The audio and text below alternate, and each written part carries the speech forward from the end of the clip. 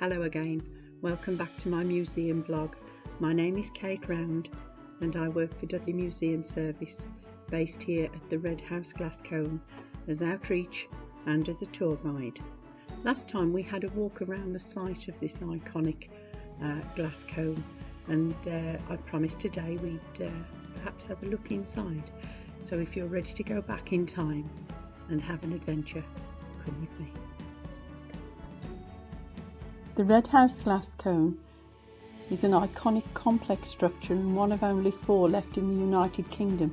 It's essentially a factory in a chimney based on the principle of a blast furnace, and it moved the glassmaking industry from forest glass to huge industrial production.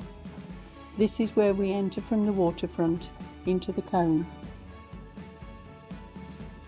Our first view inside the cone is the centre coal-fired furnace surrounded by the working floor.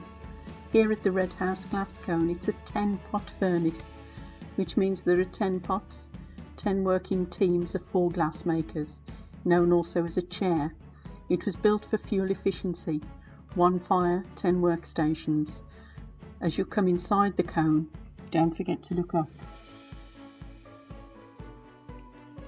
Walking around the perimeter of the cone, we can see the tools and equipment last used by glassmakers here in the 1930s.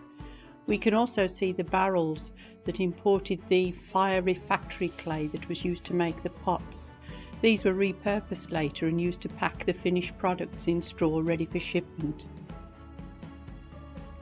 On the right we have the leer or cooling oven. This is the only complete example of a travelling leer. It's coal-fired at this end, and it's where the finished items were put to cool or anneal slowly as they passed through to the shrower for inspecting and moving on to the cutting shops. Here we have an example of a pot or a crucible made using the fine refractory clay, a local geological resource prized by the glassmakers and one of the reasons they settled in Stourbridge. The fine clay withstood the temperature required to make the glass without the pot fracturing and losing the melt. Pot changing was a team effort. As a pot became fragile, a new pot was placed into the furnace, glowing hot.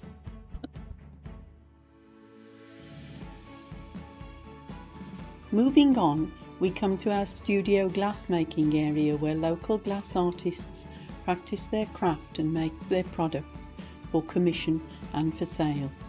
They also provide entertaining and interactive demonstrations to our tour groups.